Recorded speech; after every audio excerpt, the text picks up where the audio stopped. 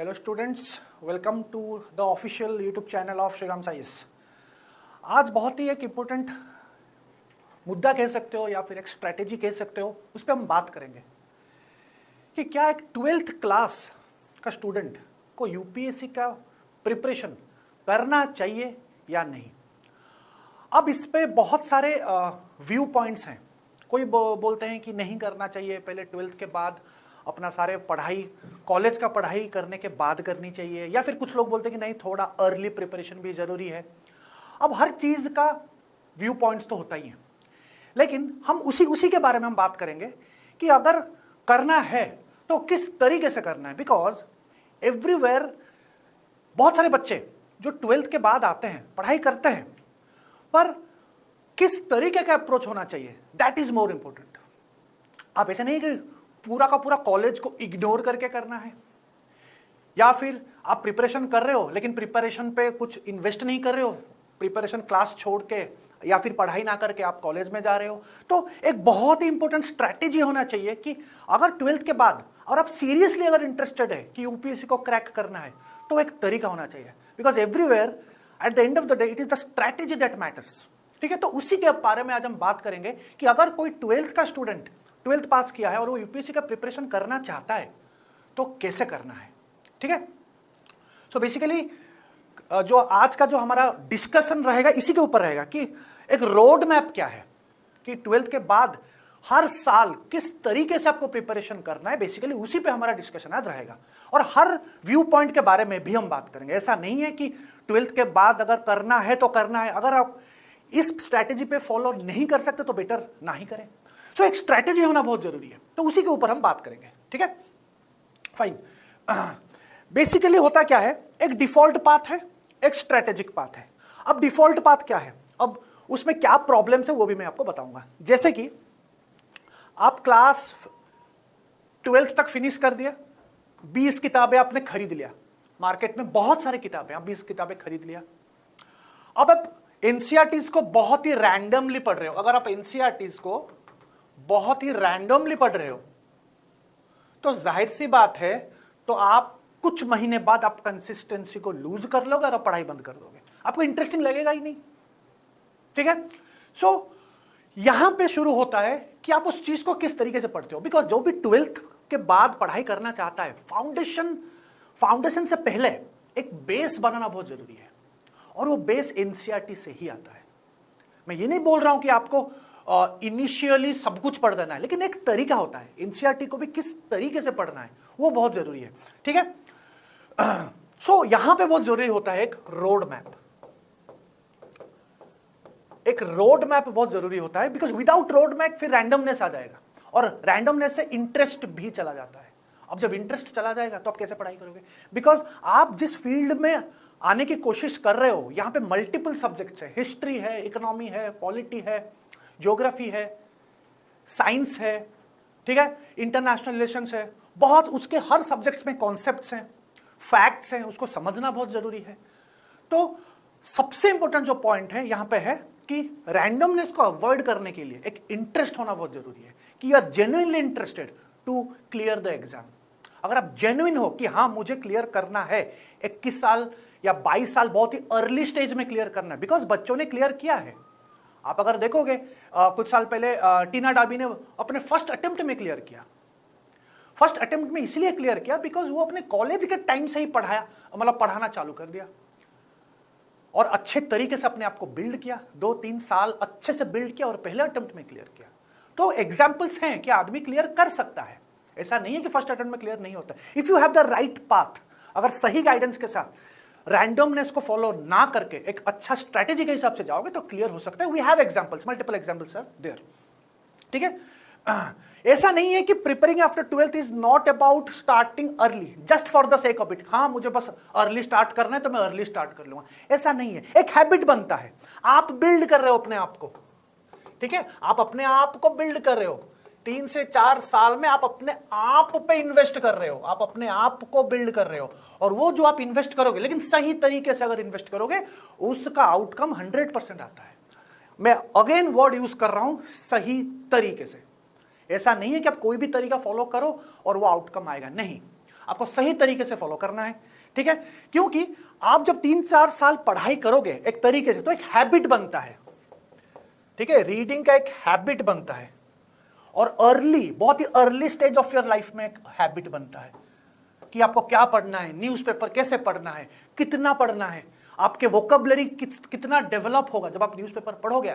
ऐसा नहीं कि पहले दिन ही आपका हो जाएगा, एक हैबिट से ही जब आप हैबिट को इसमें रखोगे कि हाँ मुझे डेली न्यूज़पेपर पढ़ना है, तो आहिस्ता आहिस्ता वो हैबिट आपके वोकैबुलरी को डेवलप करेगा, आपके इंग्लिश को डेवलप करेगा। अल्टीमेटली वो आपके मेंस के आंसर राइटिंग में जरूरी है, ठीक है। बेसिकली जो यूपीएससी के डीएनए को डिकोड सही से करना बहुत जरूरी है कि एग्जाम क्या चाहता है और एग्जाम डिमांड क्या करता है एस्पिरेंट से। It is not only about knowledge, it is not at all only about knowledge. Yes, knowledge is important, जरूरी है, लेकिन I am using the word it's not only. यहां पे नॉलेज के साथ साथ एक एनालिटिकल थिंकिंग, डिसीजन मेकिंग सब इंक्लूडेड है, सब इंक्लूडेड है। और ये ऐसा नहीं है कि बस 6 महीना पढ़ के हो जाएगा, ऐसा नहीं है। नॉलेज आपको इमीडिएटली मिल सकता है। आज बहुत सारे किताब है, एआई है, इंटरनेट है, नॉलेज तो इमीडिएट मिल जाएगा। But what about analytical thinking? आप एक नॉलेज को, एक पर्टिकुलर नॉलेज को किस तरीके से एनालिसिस कर रहे हो वो बहुत जरूरी है। आप किस तरीके से उस चीज को डिफरेंट डायमेंशंस में कनेक्ट कर रहे हो वो बहुत जरूरी है। और वो एक साल में या 6 महीने में नहीं हो पाएगा। It takes time, it takes time. तो एक नॉलेज को समझने में, उसको डिफरेंट डायमेंशंस में कनेक्ट करने में इट टेक्स टाइम, ठीक है। तो यूपीएससी में जो प्रीलिम्स है, मेंस है, इंटरव्यू है, बेसिकली ये सब वहां पे काम आएगा आपका। नॉलेज के साथ साथ analytical thinking and decision making. So don't prepare separately for this 3 stages from day 1। ऐसा नहीं है। आप पहले एक फाउंडेशन तो बिल्ड करो। आप जब 12th पास हो गए तो इमीडिएटली एक फाउंडेशन बिल्ड करो। आपका फाउंडेशन, आप you can start with your NCERTs. At least चीजें पता तो चले, बिकॉज कोई भी चीज के ऊपर आप अगर एनालिटिकल थिंकिंग करना चाहते हैं, पहले उसके ऊपर आपको जानना भी जरूरत है, उसका एक फाउंडेशन या फिर उसका एक बेस बनाना भी जरूरत है। पहले बेस तो बनाइए, और वो एनसीईआरटी से होता है जब आप पढ़ोगे। लेकिन एनसीईआरटी को किस तरीके से पढ़ना है वो भी जरूरी है, वो भी जरूरी है, ठीक है, फाइन। अभी और एक चीज, बहुत ही इंपॉर्टेंट चीज आता है कि आपका जो डिसीजन है, आप कॉलेज का, जैसे कि आप कॉलेज जाओगे, बिकॉज हम बात उसी पे कर रहे हैं कि कॉलेज के साथ साथ आप यूपीएससी के प्रिपरेशन कर रहे हो। बेसिकली हम उसी पे चर्चा कर रहे हैं आज, कॉलेज के साथ साथ। तो द फर्स्ट बिग डिसीजन कि आप अपने कॉलेज में कौन सा मेजर लोगे, कौन सा सब्जेक्ट लोगे। बहुत सारे बच्चे आते हैं, हमको पूछते हैं यहाँ पे कि सर कौन सा लें, ठीक है, ये सब्जेक्ट ले लें, यूपीएससी में काम आ जाएगा, ये सब्जेक्ट नहीं लेंगे, यूपीएससी में काम नहीं आएगा। बहुत सारे मल्टीपल डिसीजंस या फिर मल्टीपल पर्सपेक्टिव्स है यहाँ पे। बहुत सारे बच्चे आके पूछते हैं। अभी लास्ट 2-3 महीने में यहाँ पे जो बच्चे जो 12th के बाद आते हैं, पढ़ाई करते हैं, हालांकि बहुत अच्छे पढ़ाई कर रहे हैं, लेकिन एक मन में रहता है कि कौन सा कॉलेज में हम सब्जेक्ट्स लें। तो यहाँ पे जो मेरा एक मानना है, ठीक है, यहाँ पे बहुत लोग अपने अपने पर्सपेक्टिव रख सकते हैं, जो मेरा एक पर्सनल एक मानना है कि आपका एज बहुत कम है अभी, राइट, आप प्रिपरेशन कर रहे हो। आप ये मत सोचिए कि फॉर एग्जाम्पल हिस्ट्री यूपीएससी में हेल्प होता है तो मैं लूंगा, या फिर पॉलिटिकल साइंस गारंटी करता है आईएएस रैंक। ऐसे थोड़ी है कि पॉलिटिकल साइंस गारंटी करता है आईएएस रैंक। इसका मतलब तो फिर जितने भी रैंक्स हैं सब पॉलिटिकल साइंस के होंगे, फिर ऐसा तो नहीं है। इकोनॉमिक्स के भी है, सोशियोलॉजी के भी है, एंथ्रो के भी है, जूलॉजी के भी है, मैथमेटिक्स के होते हैं, सारे सब्जेक्ट्स के होते हैं। तो बेसिकली मेरा ये मानना है कि पहले जब आप कॉलेज का कोई भी मेजर लोगे, एक जेन्युइन पर्सनल इंटरेस्ट आपका उस सब्जेक्ट में होना चाहिए। अगर आपका जेन्युइन एक इंटरेस्ट है, आप उसी को लीजिए, कोई दिक्कत नहीं है। अगर आपका हिस्ट्री में इंटरेस्ट है तो लीजिए। मैं यहाँ पे सोच की बात कर रहा हूं, आप अपना थॉट प्रोसेस को चेंज कीजिए। आपका अगर इंटरेस्ट है तो लीजिए। आप ये मत सोचिए कि ये सब्जेक्ट में मुझे 5 साल बाद, 4 साल बाद काम आ जाएगा। वो तो वैसे भी आपको ऑप्शनल लेना पड़ेगा आगे। वो ऑटोमेटिकली जब आप जीएस के सब्जेक्ट्स आहिस्ता आहिस्ता आप डिटेल में घुस के पढ़ोगे, ऑटोमेटिकली आप एक सब्जेक्ट चूज करोगे ऑटोमेटिकली। तो इसका ये मतलब नहीं है कि 12th के बाद मैं यूपीएससी के हिसाब से करूँ। जेन्युइन आपका जो इंटरेस्ट है आप लीजिए, कोई प्रॉब्लम नहीं है यहाँ पे, ठीक है। और ऐसा सब्जेक्ट जो कि एक स्ट्रॉन्ग एम्प्लॉयबिलिटी और एक बैकअप प्लान वायबिलिटी भी देगा आगे फ्यूचर में। बेसिकली एक ऐसा सब्जेक्ट लीजिए जो कि थोड़ा बहुत बैकअप प्लान भी आगे दे सकता है, बिकॉज कोई गारंटी नहीं है ना, यूपीएससी होगा नहीं भी हो सकता है। So we have to talk from two perspectives. ऐसा नहीं है कि बस मैं बोल रहा हूं तो सारे 12th क्लास आके पढ़ाई कर लो, ऐसा नहीं होता है। दोनों तरफ से जानना बहुत जरूरी है, ठीक है। सो एक स्ट्रॉन्ग एम्प्लॉयबिलिटी, बैकअप प्लान होनी चाहिए। आपके स्पेसिफिक यूनिवर्सिटी में उसका एक स्कोरिंग एबिलिटी भी होनी चाहिए। These are the main things which you should know और you should take into consideration, ठीक। अब देखिए, डॉक्टर भी बनते हैं, इंजीनियर्स भी बनते हैं, कॉमर्स बैकग्राउंड भी बनते हैं, लिटरेचर वाले भी बनते हैं, सब आईएएस ऑफिसर बनते हैं। ऐसा नहीं है कि बस मैं ये सब्जेक्ट लूंगा तो मैं बनूंगा, वैसा नहीं है। वो ये एक मिथ है। हर कोई अलग अलग फील्ड से आदमी आते हैं, पढ़ाई करते हैं, लेकिन सही तरीके से, बार बार मैं बोल रहा हूं, सही तरीके से आप पढ़ाई करोगे, if you study in the right way, you get the right guidance, people from every field can become IAS officers. वैसा कुछ नहीं है कि बस ऐसी एक ही फील्ड से आईएएस ऑफिसर बनते हैं। सो ये जो मिथ है, तो उससे थोड़ा दूर रहना मेरे लिए, मेरा ये समझ है कि वो ठीक है, ठीक है, फाइन। फिर अभी आता है कि जो 12th के बाद आपका एक 4 साल का, क्या 3-4 साल जैसा भी है, आपका एक क्या प्लान होना चाहिए, फाइन। तो प्लान ये है कि हर साल को आप एक डिवाइड कर लीजिए। पहले हर साल को आप एक डिवाइड करिए, ईयर 1 में मुझे ये करना है, ईयर 2 में ये करना है, ईयर 3, ईयर 4, एक ओवरऑल प्लान दे रहा हूं। हालांकि कल क्या होगा किसी को पता नहीं, लेकिन एक ओवरऑल आइडिया तो होनी चाहिए, मेरे हिसाब से होनी चाहिए, ठीक है। थोड़ा ऊपर नीचे हो सकता है, दैट आई एग्री, बट एक प्लान, एक विजुअल होना चाहिए कि मुझे एटलीस्ट इस साल में दिस थिंग्स तो एटलीस्ट कवर करना है, मिनिमम तो इतना कवर करना है, फाइन। जैसे कि यहाँ पे एक रफ आइडिया लेते हैं। जो आपका जो पहला साल होगा, ठीक है, पहला साल में आप अपना जो बेसिक्स है, ठीक है, आपका जो फाउंडेशन को बिल्ड करने के लिए जो बेसिक्स है, वो आप आराम से कर सकते हो। आप 5-6 महीने में आराम से एनसीईआरटी पढ़ सकते हो। हम यहाँ पे कराते हैं एनसीईआरटीज 5 to 6 मंथ्स के अंदर। आप एनसीईआरटीज में आप जान सकते हो, आपको पढ़ाया जाता है। हम खुद मेंटरशिप करते हैं, हम पढ़ाते हैं यहाँ पे। हमारे फैकल्टीज, हमारे मेंटरशिप का जो टीम है, we try to build the students कि अगर 12th के बाद आया, नाइव है बच्चा को उतना पता नहीं होता है, तो it is our moral responsibility और moral duty to make that student understand the basics, ठीक है। फिर आहिस्ता आहिस्ता जब आपका बेसिक्स हो गया, तो आहिस्ता आहिस्ता थोड़ा एलिवेट कीजिए, ठीक है। आहिस्ता आहिस्ता आपको एलिवेट करना पड़ेगा। जैसे कि आप एलिवेट कीजिए, अपना लेवल को एलिवेट कीजिए, ठीक है, अपना लेवल को एलिवेट कीजिए। थोड़ा आप अभी स्टैंडर्ड बुक्स में जा सकते हो। एनसीईआरटी खत्म हो गया, आप अभी स्टैंडर्ड बुक्स में जा सकते हो। सारे सब्जेक्ट्स का कुछ स्टैंडर्ड बुक्स है। हालांकि स्टैंडर्ड बुक्स डिफाइंड नहीं है by UPSC, but yes it is understood कि some books are standard books, ठीक है। तो सारे सब्जेक्ट्स का थोड़ा स्टैंडर्ड बुक्स जब पढ़ेंगे, तो आहिस्ता आहिस्ता बेसिक्स भी आपका कवरेज हो चुका है। अब स्टैंडर्ड बुक्स में जब जाएंगे, तब आपको थोड़ा करंट के साथ लिंक करने में भी मजा आएगा और आपको पता भी चलेगा। आप आहिस्ता आहिस्ता करंट अफेयर्स के साथ लिंक करना कोशिश कीजिए। और हम यहाँ पे सिखाते हैं कि करंट अफेयर्स को कैसे लिंक करना है। सब्जेक्ट पहले बेसिक्स जब हो जाता है ना, तो उसके बाद आप करंट के साथ लिंक कर सकते हो, बिकॉज करंट अफेयर्स और न्यूज में बहुत फर्क है। मैं आपको बता देता हूँ। ये है न्यूज, जो कि आप न्यूज़पेपर में पढ़ते हो। अब न्यूज में बहुत सारे न्यूज हैं, ठीक है। कहीं पे कुछ क्राइम हो गया, 2 political party 1 versus political party 2, कोई किसी को बोल दिया, कोई किसी को अब्यूज कर दिया, वो सब न्यूज है। हमको न्यूज को हमारे स्टैटिक सिलेबस के साथ कनेक्ट करना है। That is current affairs, that is current affairs. It means आपको न्यूज, कोई भी न्यूज आप देखोगे, आपको पता होना चाहिए कि इसका रेलेवेंस क्या है।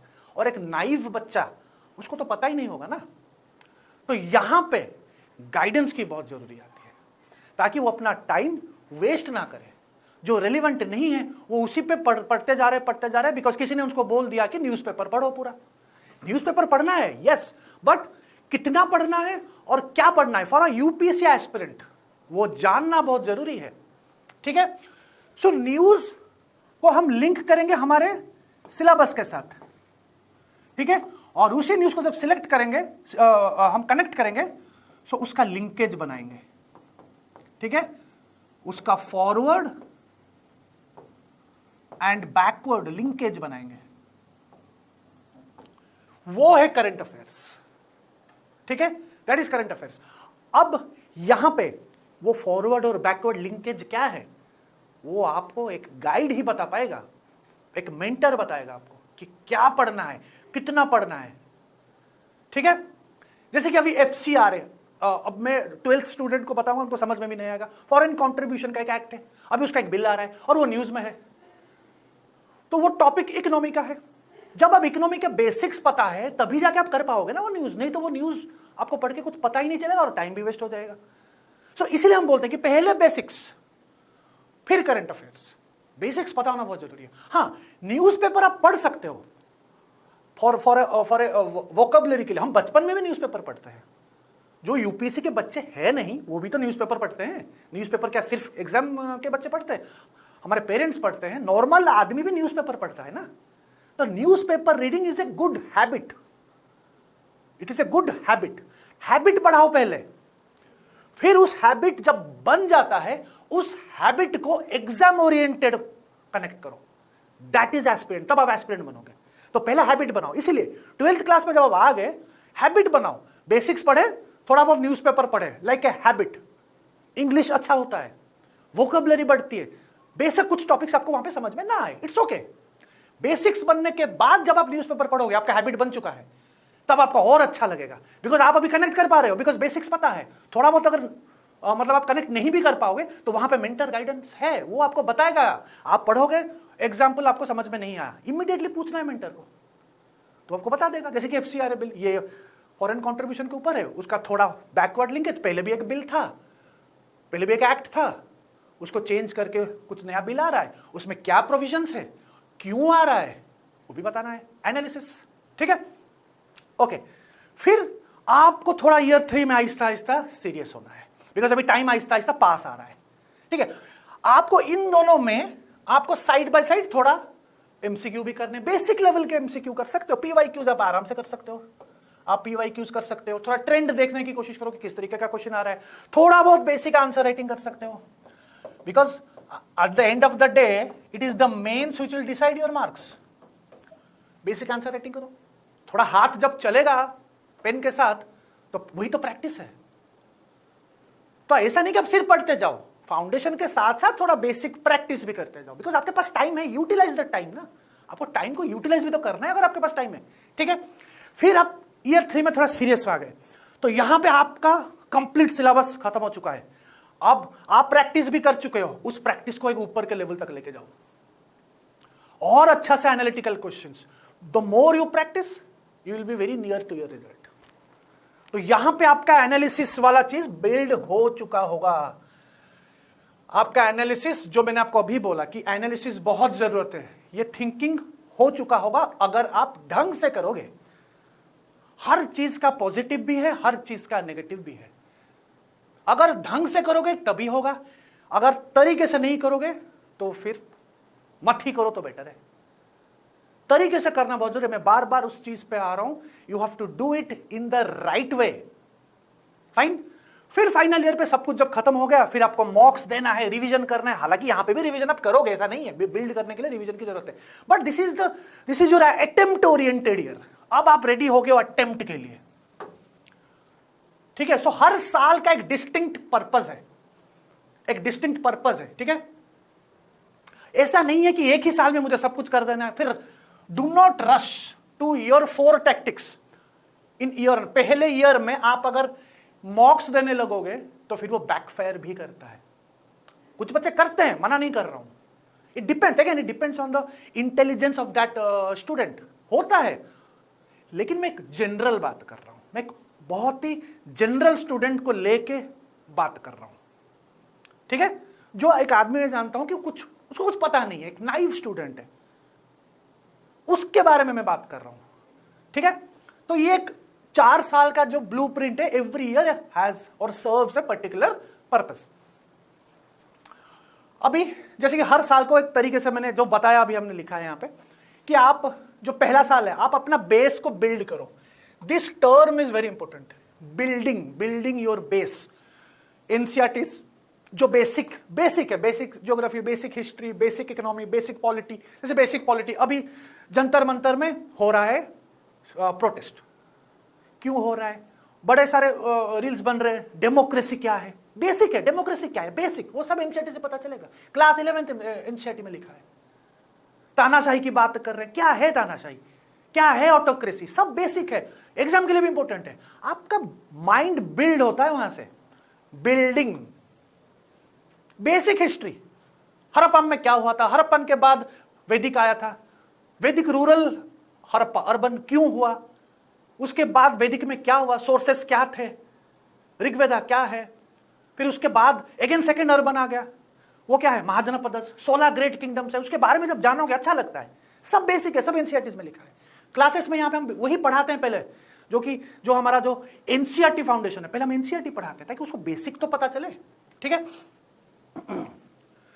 तो ये जो हैबिट आर्किटेक्चर, मैं बार बार बोल रहा हूं, habit, reading newspaper initially is a habit. मैं ये नहीं बोल रहा हूं पहले से ही आपको सब कुछ समझ में आ जाएगा, कैसे समझ में आएगा, आप तो बेसिक पढ़े ही नहीं हो, तो और बेसिक आपका चल रहा है, आप बस एक हैबिट पढ़ो, हैबिट। बचपन में स्कूल में मैं न्यूज़पेपर पढ़ता था, हमारे पिताजी आज भी पढ़ते हैं, तो क्या वो स्टूडेंट है? हैबिट है, चीजें जानना, क्या चल रहा है आपके आजू बाजू, क्या चल रहा है। मैं हर चीज करंट अफेयर के लिए नहीं होता है, इस ईयर की बात कर रहा हूं। जब आप हैबिट बना दोगे, यही हैबिट सेकेंड ईयर में आपको और टेक्निकलिटीज में डिटेल में आपको लेके जाएगा, बिकॉज आपका बेसिक्स खत्म हो चुका होगा। 5 महीने के अंदर आप और बेहतर जानोगे न्यूज़पेपर को। हैबिट बनाओ, ये मत सोचो कि मुझे तो कुछ समझ में नहीं आ रहा है, ऐसा नहीं है। कुछ चीज क्लीन होता है जो कि आपको समझ में आ जाएगा, पढ़ोगे तभी तो पता चलेगा। इतने न्यूज़पेपर में इतने सारे पेजेस है, क्या हर चीज करंट के साथ है? हर चीज मतलब हर चीज हमारा स्टैटिक सिलेबस के साथ है? कुछ प्लेन चीज भी हो सकती है। आज ये हुआ, डोनाल्ड ट्रंप ने आज ये बोला, वो लैंग्वेज को पढ़ो, वोकैब बढ़ता है वहां से, वोकैबुलरी, बिल्डिंग वोकैबुलरी। थोड़ा बहुत हल्का फुल्का समरी लिखने की कोशिश करो, बिकॉज वो लिखना प्रैक्टिस, अभी आप इनिशियल हो। मैं ये भी एक्सपेक्ट नहीं कर रहा हूं कि आप आंसर राइटिंग करो, थोड़ा बहुत समरी तो लिख ही सकते हो जो कि आपको समझ में आया, लेकिन हाथ भी तो चलेगा थोड़ा, ठीक है। और आपका ऑटोमेटिक आप देखोगे आपका कम्युनिकेशन स्किल भी बढ़ेगा। कुछ बच्चे बोलते हैं सर हमारा कम्युनिकेशन नहीं, हम इंग्लिश बोल नहीं पाते। न्यूज़पेपर पढ़ो, थोड़ा आवाज करके पढ़ना, हल्का सा। आवाज का मतलब ये नहीं कि चिल्ला के पढ़ना है, थोड़ा हल्का सा अपने आप को सुनाई देना चाहिए, कम्युनिकेशन बढ़ता है, ठीक है।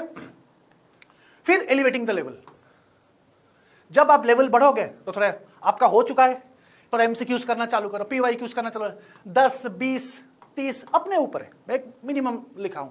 थोड़ा आंसर राइटिंग करना चालू करो, बिकॉज आपने जब समरी लिखे हो तो यहां से थोड़ा आंसर राइटिंग करना चालू करो। मतलब ये एनसीईआरटी के बाद भी कर सकते हो, या फिर एनसीईआरटी से पहले बेसिक आंसर राइटिंग भी कर सकते हो। ये सब एक अच्छे एक मेंटर के थ्रू आप कर सकते हो। हम यहां पे कर रहे हैं, वी आर बिल्डिंग, ठीक है।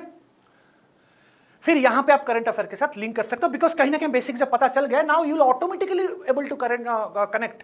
बट जो लिंकेज है कितना, उसका जो डेप्थ में जाना है, वो अगेन आपको मेंटर बताएगा, उनका काम है। आप पूछोगे तो वो बताएंगे ये ऐसा है, ये टॉपिक ऐसा है, इसके साथ ये कनेक्टिंग है, सिंपल, ठीक। स्टैंडर्ड बुक्स आप पढ़ सकते हो, यहाँ पे बहुत सारे स्टैंडर्ड बुक्स है, कुछ एग्जाम्पल्स मैंने यहाँ पे लिखा है, बहुत सारे स्टैंडर्ड बुक्स है, वो बुक्स आप पढ़ सकते हो। इकोनॉमी का श्रीराम सर का बुक है, which is very famous. It is famous and it is also very like एक fully exam oriented, concept level, factual analysis सब कुछ है वहाँ पे। एक बार आप पढ़ो फिर पता चलेगा। पर उससे पहले इकोनॉमी का एनसीईआरटी पढ़ने के बाद, आफ्टर द फाउंडेशन, बिकॉज बहुत सारे इंफॉर्मेशन स्टैंडर्ड बुक्स में आपको मिलेगा, आपको अच्छा भी लगेगा बिकॉज बेस बन चुका है। Now you are building the base, ठीक, ओके। तो अभी ये साल में जो गैप था एक बेसिक अवेयरनेस का और एक एग्जाम स्पेसिफिक नॉलेज का, वो गैप आहिस्ता आहिस्ता कम होगा। फिर सीरियस प्रिपरेशन में आप शिफ्ट करोगे, पीवाईक्यूज करोगे, सिलेबस खत्म हो चुका है, आप आंसर राइटिंग, रिवीजन, कैसे आंसर को बेहतर करना है, बिकॉज आप एक साल पहले एक नॉर्मल आंसर लिखते थे, आहिस्ता आहिस्ता वो आंसर बेहतर भी होगा, आहिस्ता आहिस्ता बेहतर भी होगा, ठीक है। So there is a process, इस प्रोसेस के हिसाब से हम चल रहे हैं, फाइन।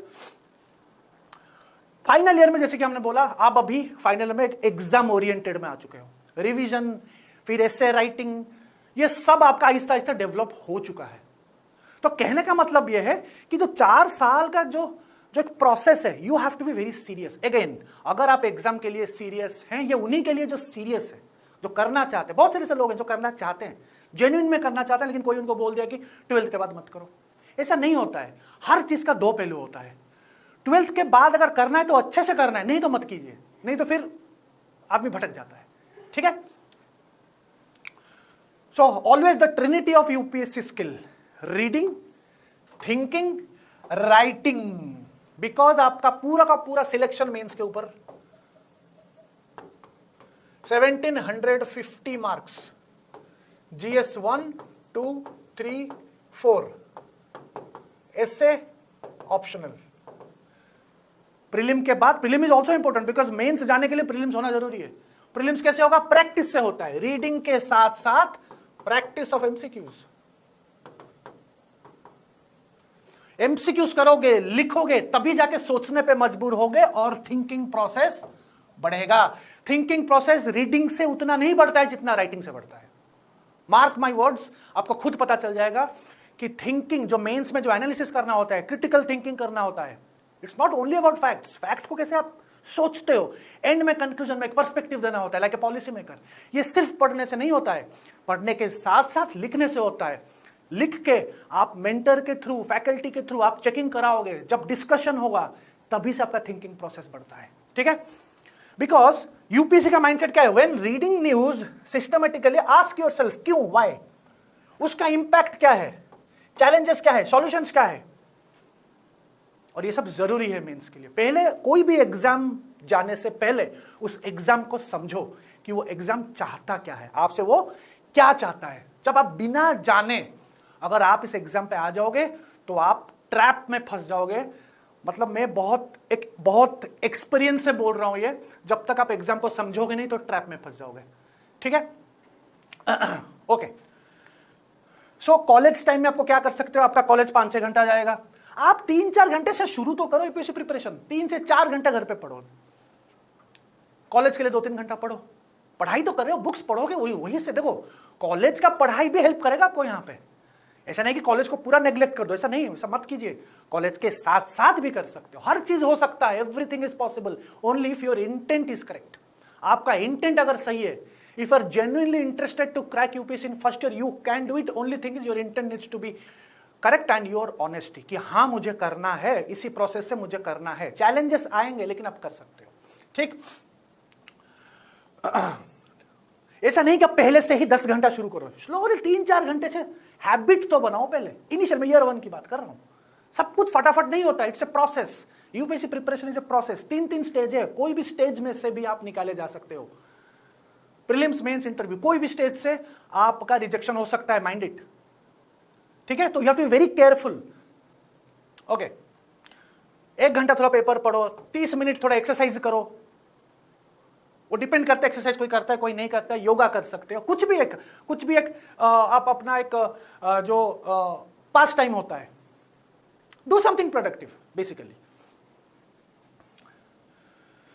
सो न्यूज़पेपर 30-45 मिनट या 1 आवर पढ़ सकते हो। ठीक है, कुछ जजमेंट्स आ गया, कुछ इशू चल रहा है, आईआर इंटरनेशनली क्या चल रहा है, वेस्ट एशिया क्राइसिस हुआ था, क्या हुआ था, वॉर क्यों हुआ, थोड़ा बहुत जानने की कोशिश करो, हल्का फुल्का। Initially you can just start knowing things. ठीक है, just ignore this political rhetoric, crime, celebrity news, हम उस पर ज्यादा टाइम देते हैं, जो कि बिल्कुल यूपीएससी के लिए जरूरी नहीं है। कोई भी स्टार जैसे आ गया तो उसी में हम पढ़ते रहते हो और अच्छा भी लगता है, थोड़ा उसको आप इग्नोर कर सकते हो। हाँ ठीक है, पढ़ लिया थोड़ा, लेकिन उस पर ज्यादा टाइम मत दो। ठीक है, और ऐसा नहीं कि इनिशियली फर्स्ट दिन से ही आपने सारे बुक्स किताबें खरीद लिया, घर पे रख दिया, तो वो ज्यादा प्रेशर देता है। Aahista Aahista, slow and steady. ठीक है, उसको रिवाइज करो, बिकॉज देखो ज्यादा किताब आप पढ़ भी नहीं पाओगे। आप एक सोर्स को पकड़ो, उसको मल्टीपल टाइम्स रिवाइज करो and do MCQs and answer writing, तभी जाके you will be eligible for your exam. This things you should avoid, in my perspective this things you should avoid. कोई भी फेमस बुक आ गया आज, मतलब आप बस किताबें ही खरीद रहे हो, बहुत सारे बच्चे बस किताब ही खरीदते हैं। ठीक है, हर दिन आप स्ट्रैटेजी वीडियो देख रहे हो, बिना पढ़ाई करके आप बस स्ट्रैटेजी वीडियो ही देख रहे हो। हालांकि ये भी एक स्ट्रैटेजी वीडियो है, आपने देख लिया, अब ऐसा नहीं कि दिन भर बैठ के देखते जाओ स्ट्रैटेजी वीडियोस। ठीक है, देख लिया, समझ लिया, अपने कॉपी में लिख दिया, बस खत्म।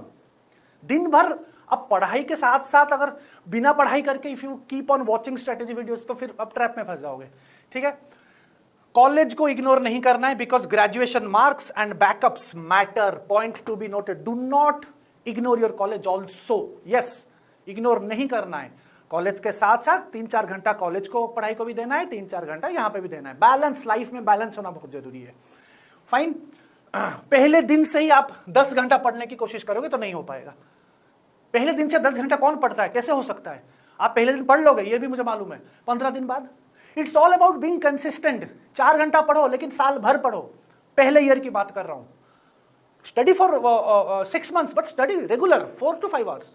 इनिशियल टाइम की बात करो, वो तो एलिवेट होगा ही, मैं फर्स्ट ईयर की बात कर रहा हूं, ठीक है। Don't skip daily newspaper. Habit बनता है न्यूज़पेपर से। मैं बार बार यहां इस वीडियो में बोल रहा हूं कि it creates a good habit of newspaper reading habit. 30 minutes 40 minutes, ठीक है। एक इनिशियली शुरू कीजिए। फाउंडेशनल एनसीईआरटी को इग्नोर नहीं करना है, वो बेस बनाता है आपका। एनसीईआरटी के बाद आप स्टैंडर्ड बुक्स में जाओ जो कि इनिशियली आता है प्रिपरेशन के लिए। Fearing the optional subject too early. Optional थोड़ा बाद में आता है, पहले दिन से ही ऑप्शनल नहीं होता है। पहले जीएस सब्जेक्ट्स को जानो, आपके पास 4 साल है, पहले जीएस जानो, एनसीईआरटी खत्म करो, एक बेस बना, then you yourself will come to know कि व्हिच ऑप्शनल टू टेक। थोड़ा स्टैंडर्ड बुक्स जब पढ़ोगे you yourself will come to know. Hasty decision काम खराब करता है। जल्दबाजी में ऑप्शनल ले लोगे, क्या पता आगे वो ऑप्शनल आपको समझ ही नहीं आए तो टाइम चला जाएगा ना, उसमें वेस्ट ही हुआ। I have seen students doing this, don't do it. Optional के लिए थोड़ा सब्र, पेशेंस, ओके, ठीक है। कंपेयर मत करो अपना डे 1 टू टॉपर्स डे 1000। वो टॉपर 1000 दिन पढ़ के बैठा है, उसके साथ पहले दिन से कंपेयर मत कीजिए, ठीक है। आप बहुत इनिशियल हो, मैंने बहुत सारे से देखा है। कोई लाइब्रेरी में कोई एक बहुत ही बेस नाइव बच्चा है, ठीक है, लाइब्रेरी में बैठा है। एक और बच्चा है जो कि 4 साल से पढ़ाई कर रहा है, 2 बार प्रीलिम्स दे रखा है या फिर मेंस दे रखा है। इस बच्चे ने उसको कुछ पूछ लिया, उसने अपने तरीका बता दिया जो कि वो प्रेजेंट टाइम में जो स्टैंडर्ड है वो बता दिया। ये बच्चा घबरा जाता है। मैं सारे बच्चों को वो भी मतलब एक सजेस्ट करना चाहता हूं कि आप बच्चे से जब भी जो भी एक कैंडिडेट्स हैं जो कि 2-3 साल से पढ़े हैं, it is also your responsibility to think about the other candidate. वो बच्चा है बेचारा, उससे ऐसे डराइए मत, उसको हेल्प कीजिए। उसको अगर हेल्प करना है तो उसके बिल्ड कीजिए, उसको सबका रिस्पॉन्सिबिलिटी है। Because we aspirants, teachers, mentors, aspirant, we are from one fraternity, right? So we should help each other, ठीक है, okay. Now coming to the truth about coaching. बहुत लोग बोलते हैं कि कोचिंग खराब है, कोचिंग नहीं जाना चाहिए। ये बहुत सारे आप सोशल मीडिया में देख रहे हो, ठीक है। So my view point is, coaching क्या कर सकता है पहले बताइए। आप एक नाइव बच्चा हो, ठीक है, आप अगर कोचिंग में गाइडेंस नहीं लोगे तो आप तो और भटक जाओगे ना। Understand this fact. Every coaching will have their own positives, they have their own negatives, वो तो ठीक है, बाद की बात है। लेकिन foundation, what A coaching can do, it will save your time, it will filter your syllabus. आपको पता चलेगा, इनिशियल डायरेक्शन देगा, स्ट्रक्चर देगा। आपको ये सब कौन बताएगा फिर? कोचिंग ही तो बताएगा। एनसीईआरटी वही तो है, हमको बताएंगे एनसीईआरटी के साथ क्या करना है, जो भी हमने डिस्कशन किया अभी पिछले लास्ट 15-20 मिनट्स में। लेकिन what coaching can not replace, ये भी जानना बहुत जरूरी है। आपका सेल्फ स्टडी आवर्स आपको खुद करना, you have to do it. Coaching कैसे आपका सेल्फ स्टडी करेगा? मेंटर आपको गाइड करेगा, मेंटर आपको गाइड करेगा, आपका डाउट्स क्लियर करेगा, लेकिन at the end of the day you have to study ना। आप खुद पढ़ोगे, आप खुद घर पे नहीं पढ़ोगे तो कैसे होगा? आप क्लास कर लोगे, घर नहीं जाओगे, फिर घूम के आओगे, फिर सो जाओगे, फिर आके क्लास करोगे, ऐसे नहीं चलता है। मैंने बच्चों को देखा है ऐसे करते हुए, 1-1 साल 2-2 साल निकल जाता है, पता भी नहीं चलता है। So please don't do this. So you have to do your own self study, multiple revision cycles. Yes, the mentor will help you in designing this. आपको टास्क मेंटर दे सकता है, आपसे फीडबैक लेगा, आपके ऊपर एक मॉनिटर करेगा, लेकिन at the end of the day you have to do it, ठीक। एक्टिव राइटिंग प्रैक्टिस आपको करनी है। एक्टिवली राइटिंग प्रैक्टिस क्या होता है? पेन पकड़ के लिखना है। कौन लिखेगा? कोचिंग थोड़ी आपको पेन पकड़ के लिखाएगा, आपको लिखना पड़ेगा। आंसर राइटिंग, कोचिंग आपको हेल्प करेगा in writing, in building you, in building. आप जैसे कि फॉर एग्जाम्पल श्रीराम आईएएस में we have a MRP series में, MRP mains ready program, right? कौन से चैनल में है आप देख सकते हो, अभी जाके देख सकते हो, Shriram's IAS UPSC prep, this is the channel name, आप खुद देखिए। हम सिखाते हैं कि आंसर कैसे लिखना है, हम सिखाते हैं, खुद यहां पे सिखाते हैं, डेली 6 बजे, डेली 6 o'clock। इकोनॉमी सिखाए हैं, इंटरनल सिक्योरिटी सिखाए हैं, अभी सोशल जस्टिस चल रहा है, हम सिखाते हैं कि लिखना कैसा है। हम खुद आंसर लिखते हैं यहाँ पे, we write here answers, we decode the question, we write here answers, we build perspectives live. You can see, you can right now go to the channel and check. पर लिखना तो आपको है ना, active writing practice, you have to do it. I और we from here can only guide you, give you the answer, but you have to write it actively. That's what my point is.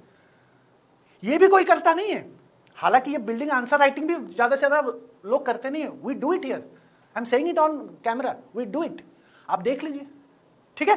पर करना आपको है। That these things we can't replace, you have to do it on your own. Fine. Success depends entirely more on disciplined execution than on where you study. No coaching can replace your own practice. आपका practice कोई replace नहीं कर सकता, वो आप ही कर पाओगे, ठीक है? सो ये एक फॉर्मूला है। 5 महीना आप अपना एनसीईआरटीज बिल्ड कीजिए, फिर नेक्स्ट 5 महीने में आप PYQs Aahista Aahista along your college degree के साथ साथ थोड़ा राइटिंग प्रैक्टिस शुरू, बिकॉज आप यहाँ से 5 महीने में एनसीईआरटीज अब कवर कर लोगे, आपको आइडिया हो जाएगा सारे सब्जेक्ट्स का, लगभग 5-6 सब्जेक्ट्स का, ठीक है? फिर आप आराम से एक ऊपर के लेवल पे जाके और 5 महीने, मतलब 15 महीने में लगभग आपका चीजें आपको समझ आ जाएगी, ठीक है? फिर उसके बाद आप एलिवेट करोगे, प्रैक्टिस करोगे, the more you practice the more you know. Basic ये मेन फंडा है, ठीक है? UPSC is not one by the person who starts first, it is one by the person who stays consistent the longest. UPSC नहीं है कि जो पहले शुरू करता है, जो ज्यादा कंसिस्टेंट रहता है उसी का होता है, सीधी सी बात है। डेस्टिनी, लक, ये सब बाद में आता है। These are the things which comes later. Practice always, I always say, आप पढ़ो, समझो, प्रैक्टिस करो। पढ़ो, समझो, वहां पे सीमित अपने आप को मत रखो, पहले पढ़ना है, समझना है, और साइड बाय साइड प्रैक्टिस भी करना है।